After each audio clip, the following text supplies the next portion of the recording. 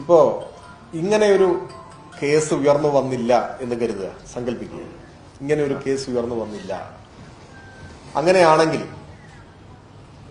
UDF-ലെ യുവ നേതൃത്വം എന്ന് വിശേഷിപ്പിക്കപ്പെടുന്നവർ നമ്മുടെ രാഷ്ട്രീയത്തെ ശക്തിപ്പെടുത്തുന്ന നിലപാട് സ്വീകരിച്ചിരുന്നവരാണോ? എനിക്കതിൽ വ്യത്യസ്തമായ അഭിപ്രായമുണ്ട്.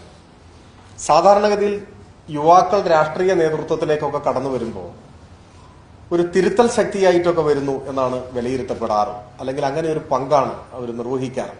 ഏത് പാർട്ടിയിലും സമൂഹത്തിലും പുതിയ ആശയങ്ങൾ, കാഴ്ചപ്പാടുകൾ ഒരു തിരുത്തൽ ശക്തിയാവുക, രാഷ്ട്രീയത്തെ കുറെ കൂടി കാമ്പുള്ളതാക്കി മാറ്റുക, അതൊക്കെയാണ് പ്രതീക്ഷിക്കുക.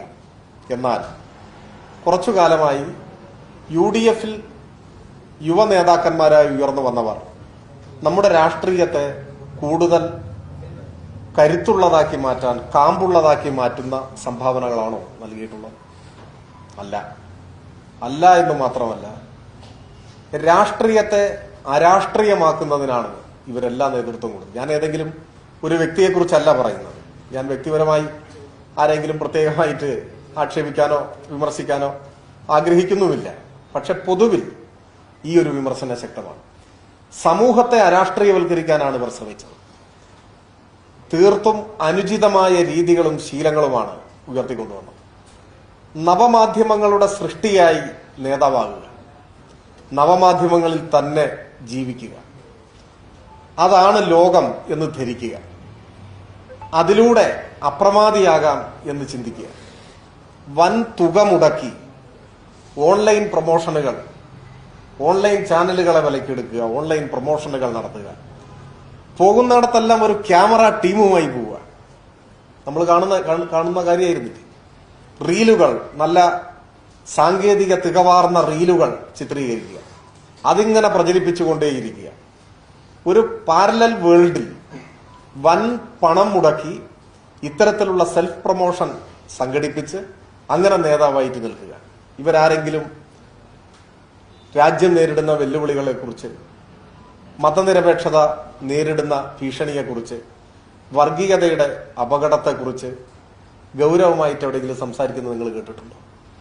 നാടിന്റെ വികസന കാഴ്ചപ്പാടുകൾ, വികസന പദ്ധതികൾ ഇത് സംബന്ധിച്ച് വിമർശനങ്ങളോ നിർദ്ദേശങ്ങളോ ഉയർത്തുന്നത് നിങ്ങൾ കേട്ടിട്ടുണ്ടോ?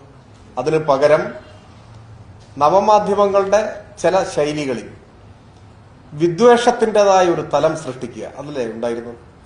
ശത്രുതാപരമായ ഒരു രാഷ്ട്രീയ പ്രവർത്തനത്തിന്റെ തല ഉയർത്തിക്കൊണ്ടുവരും. ഇപ്പൊ കോൺഗ്രസിലെ മുതിർന്ന നേതാക്കന്മാർ, ഞാൻ ആരുടെയും പേര് അവിടെയും പറയുന്നില്ല, എത്ര പേരുണ്ട്, അവരെല്ലാം രാഷ്ട്രീയമായി നമ്മൾ വിയോജിക്കുമ്പോഴും എതിർക്കുമ്പോഴും വിമർശനം ഉന്നയിക്കുമ്പോഴും എത്ര മര്യാദയുള്ള രാഷ്ട്രീയ പ്രവർത്തന ശൈലിയാണ് സ്വീകരിച്ചിരുന്നത്. ഇപ്പോഴും ഞാൻ മരിച്ചുപോയവരെ കുറിച്ച് മാത്രമല്ല, ജീവിച്ചിരിക്കുന്നത്. എന്നാൽ രാഷ്ട്രീയ പ്രവർത്തനത്തിന് മര്യാദ വേണ്ട, വിദ്വേഷത്തിന്റെ ഭാവമായിരിക്കണം, വ്യക്തിപരമായ അധിക്ഷേപവും പരിഹാസവും വെല്ലുവിളിയും ആക്രോശവും പരസ്പര ബഹുമാനമില്ലായ്മയുമാണ് രാഷ്ട്രീയ പ്രവർത്തനത്തിന്റെ മുഖമുദ്ര എന്ന ഒരു കാഴ്ചപ്പാട് ആരും ഉണ്ടോന്നാണ്. ഇത് കേരളത്തിന്റെ രാഷ്ട്രീയത്തെ ശക്തിപ്പെടുത്തുന്നതാണ്. അതാണ് വിമർശിക്കപ്പെടേണ്ടത്. തീർത്തും അനുചിതമായ ഒരു സംസ്കാരത്തെ രാഷ്ട്രീയത്തിലേക്ക് കൊണ്ടുവന്നത് UDF-ലെ യുവ നേതൃത്വമാണ്. അതൊരു മാഫിയ രീതിയാണ്, ഒരു മാഫിയ രീതി. ഞാൻ ഓർക്കുന്നു, KPCC പ്രസിഡന്റായിരുന്ന കോൺഗ്രസ് നേതാവ്, ഇപ്പോഴല്ല കുറച്ചു മുമ്പ്, അദ്ദേഹം നിറകണ്ണുകളോടൊരു ദൃശ്യമാധ്യമത്തോട് പറയുന്നുണ്ട്, ഇങ്ങനെ സൈബറിടത്തിൽ തെറി വിളിച്ച് ആക്ഷേപിച്ച് അവമാനിച്ചതിന് സ്വന്തം അണികളാണ്. അപ്പൊ ഒരു വിമർശനം ആരെങ്കിലും ഉന്നയിച്ചാൽ പരിഹാസവും അധിക്ഷേപവും അശ്ലീലവും അസഭ്യവും ഒക്കെ ആയിട്ട് തകർത്ത് കളയാൻ അതിൽ പെയ്ഡായിട്ടൊരു ടീമിനെ നിർത്തിക്കൊണ്ടുപോകുക. എങ്ങനെയാണോ രാഷ്ട്രീയ പ്രവർത്തനം നടത്തുന്നത്? തീർത്തും അനുചിതമായ, ഞാനിപ്പോഴും പറയുന്നു, ഞാനിത് പൊതു വിമർശനമായി ഉയർത്തിയതാണ്. ഞാൻ ഒരാളുടെയും പേര് പറയാതിരുന്നത് ബോധപൂർവമാണ്. ഇത് വ്യക്തിപരമല്ല, ഇതൊരു തെറ്റായ ശൈലിയാണ്. ആ ശൈലി കേരളത്തിൽ തിരുത്തപ്പെടേണ്ടതാണ്.